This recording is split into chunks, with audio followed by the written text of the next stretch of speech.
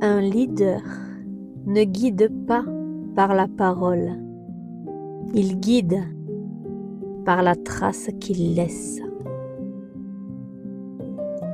On pense souvent que le leadership est une affaire de grands discours, de charisme flamboyant ou de pouvoir de persuasion.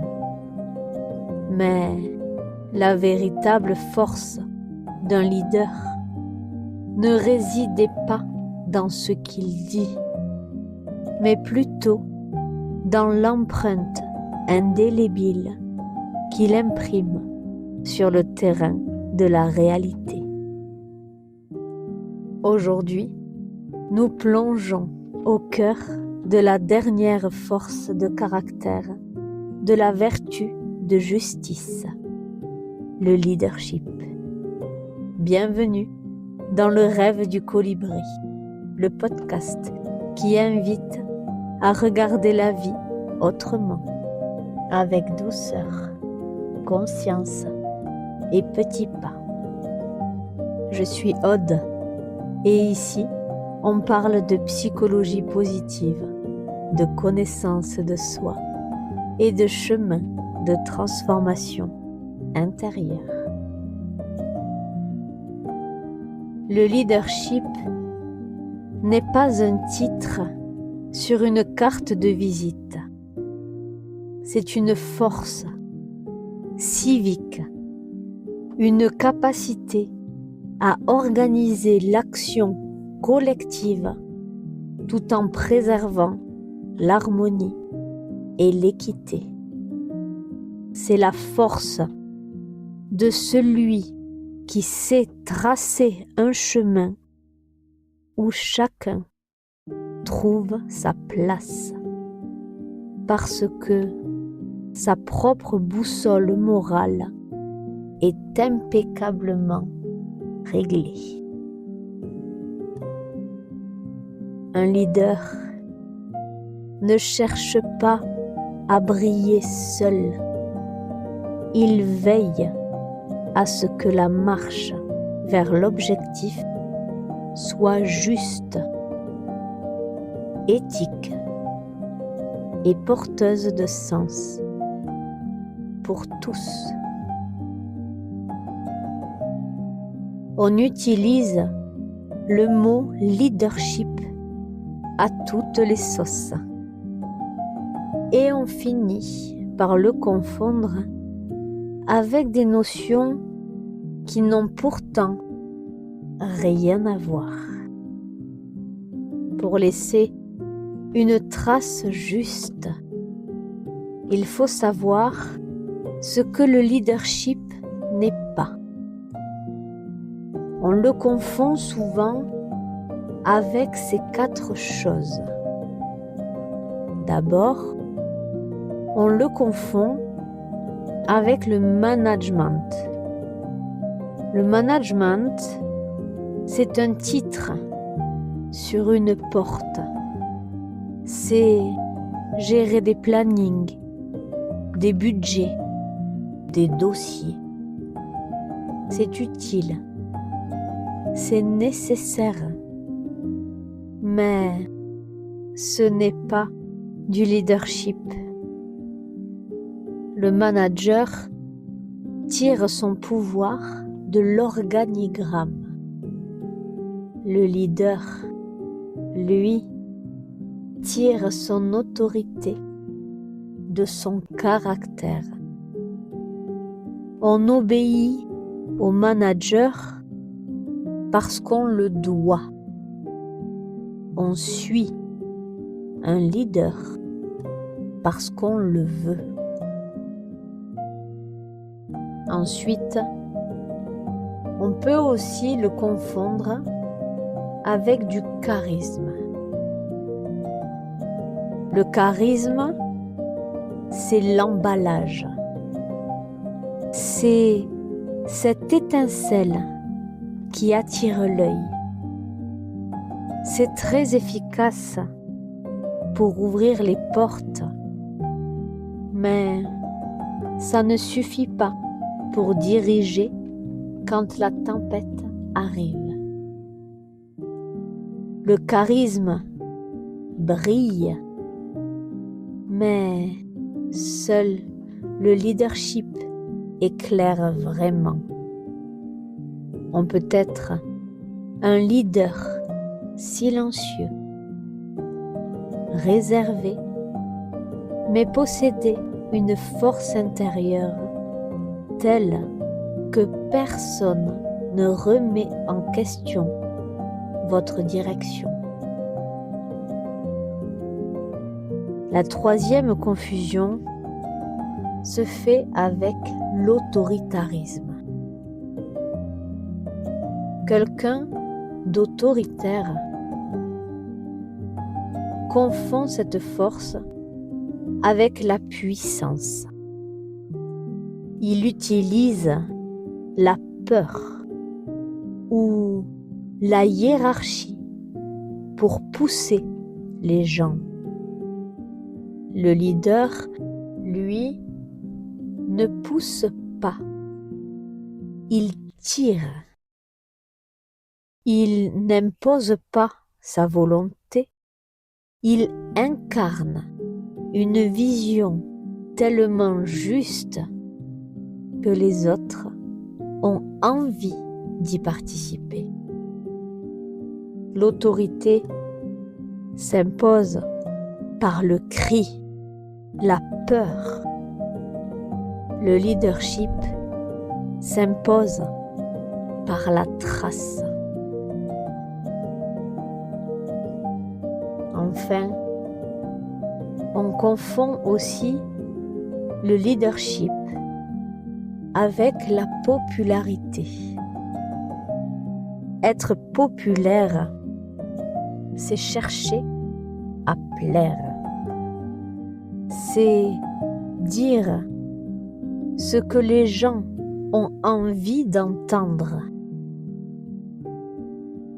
Un leader n'est pas là pour gagner un concours de sympathie. Il est là pour faire ce qui est juste, même si c'est impopulaire. Sa priorité n'est pas d'être aimé tout de suite, mais d'être respecté pour sa cohérence sur la durée. Le manager gère le présent. L'autoritaire gère par les règles. Le leader, lui, prépare l'avenir. Il ne cherche pas à être la star de l'équipe. Il cherche à devenir la lanterne qui permet à chacun de trouver sa propre route.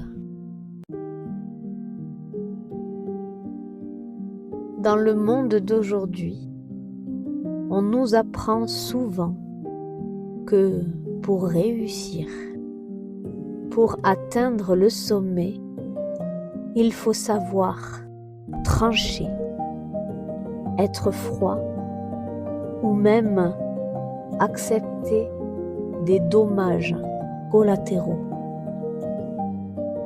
Mais le leadership, c'est exactement l'inverse. C'est la conviction que la victoire n'a aucune valeur si le prix à payer est l'humanité de ceux qui nous entourent. Tracer le chemin, c'est porter 2 poids sur ses épaules. Le poids de la direction et le poids de la protection. Si on atteint l'objectif seul ou avec une équipe brisée, on n'a pas guidé, on a simplement couru. Être leader, c'est ralentir son propre pas s'il le faut, pour s'assurer que le dernier de la file est toujours là. Il sait que la force d'une chaîne se mesure à son maillon le plus faible. On peut définir le leadership comme un muscle moral. Un muscle parce qu'il ne s'active pas quand tout va bien, quand la mer est calme et que le vent est favorable. N'importe qui peut tenir la barre. Le muscle moral, lui, se contracte quand la pression monte. Il s'active quand il faut prendre une décision éthique. Il s'active quand le groupe est fatigué, que les tensions éclatent et qu'il faut puiser dans ses propres réserves de calme pour apaiser les autres.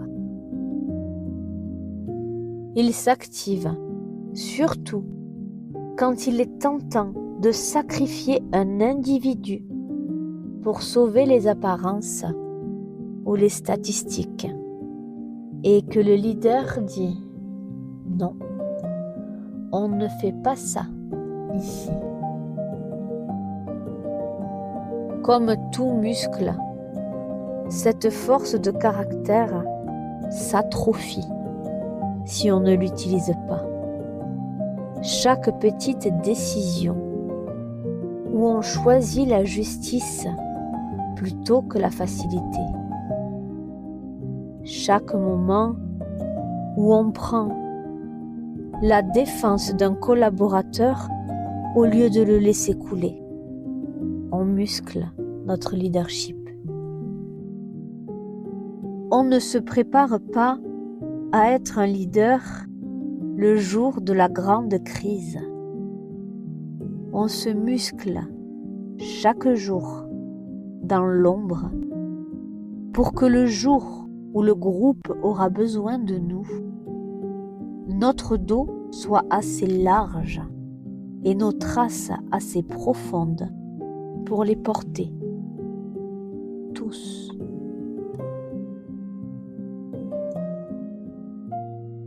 Imagine une ascension difficile. Le sommet est invisible. Le vent se lève et le doute commence à paralyser le groupe. À cet instant précis, le leader ne cherche pas à faire un discours. Il agit sur 3 dimensions qui définissent sa trace. La première, c'est la corde. Le leader est le garant du lien. Dans la vertu de la justice, le leadership, c'est s'assurer que personne n'est laissé pour compte. Il vérifie que chaque membre est solidement attaché aux valeurs du groupe. Si un seul s'arrête, tout le monde s'arrête. Sa force, c'est de donner à chacun le sentiment qu'il est indispensable à la réussite collective. Il ne gère pas des individus, il protège une unité.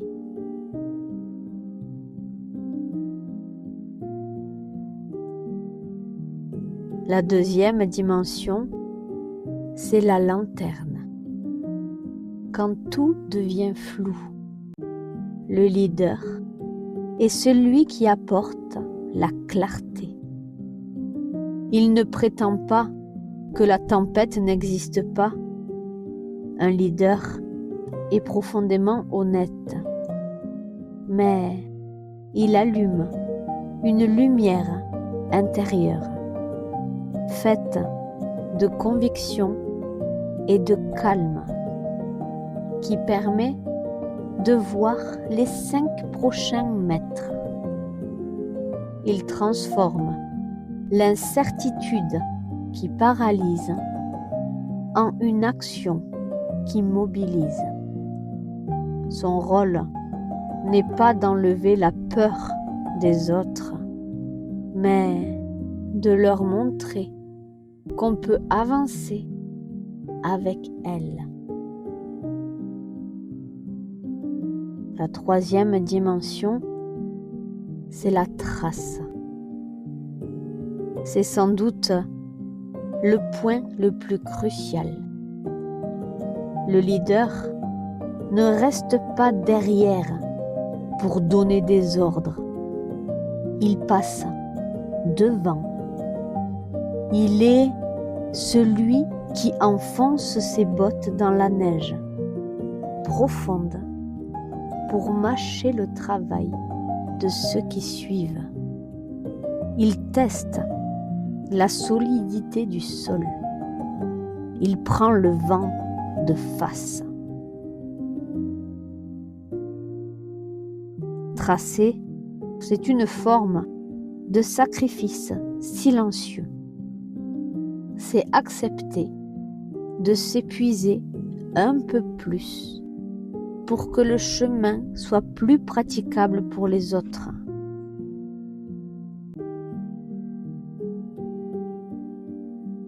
C'est pour cela qu'on le suit, non pas parce qu'il a un grade, mais parce qu'il a pris les risques en premier. Avant de nous quitter, je te propose un petit exercice. Je t'invite à faire une pause, là, maintenant. Pense à une personne autour de toi qui incarne, selon toi, le vrai leadership. Quelqu'un que tu respectes profondément. Ce n'est pas forcément un grand patron ou une figure historique. Ça peut être un ami, un mentor ou même quelqu'un de ta famille. Visualise cette personne. Regarde-la agir. Et maintenant, je t'invite à te poser ces questions honnêtement. Pourquoi est-ce que tu la respectes autant? Est-ce pour ses grands discours ou pour la façon dont elle se tient quand tout s'écroule? Est-ce que tu as l'impression qu'elle cherche à te dominer? Ou bien est-ce que tu sens qu'elle a créé un espace où tu te sens en sécurité pour grandir?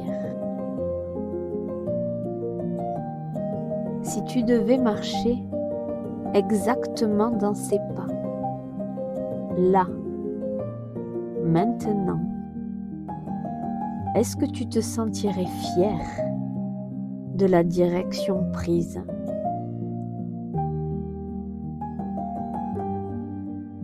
Qu'est-ce que tu ressens en pensant à elle? Est-ce de la sécurité, de l'inspiration, une forme de calme Sens cette énergie que cette personne dégage sans même avoir besoin de parler. C'est ça, la force de caractère.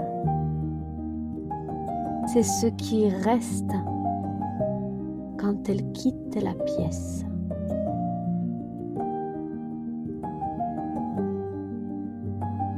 Maintenant, je t'invite à revenir à toi. Est-ce que toi aussi, tu aimerais être ce leader pour d'autres personnes? Est-ce que tu aimerais être celle ou celui dont on visualise le visage quand on cherche de la force? Est-ce que tu aimerais que ta trace soit une boussole pour ceux qui doutent? Devenir ce leader, ce n'est pas devenir quelqu'un d'autre, c'est simplement décider aujourd'hui que tes actes vont commencer à peser plus lourd que tes mots. C'est décider que ta priorité, désormais, c'est la qualité de l'empreinte que tu laisses derrière toi. Parce que le leadership, ce n'est pas un cadeau qu'on reçoit. C'est un service qu'on offre.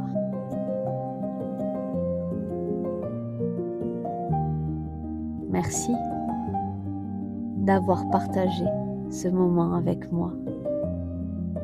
On se retrouve samedi soir pour une histoire à écouter seul ou en famille. Et mercredi prochain pour continuer notre chemin ensemble sur les forces de caractère.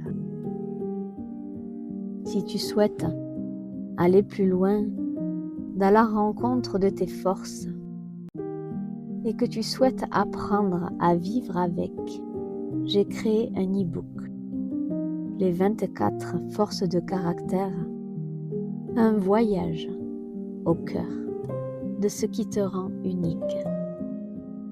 Je l'ai conçu comme un outil simple et doux pour t'aider à avancer à ton rythme dans ce voyage intérieur. Le lien est juste ici, dans la description. Et n'oublie pas, ta trace est bien plus éloquente que tes mots. Sois simplement le chemin que tu aimerais voir les autres emprunter. Avec amour.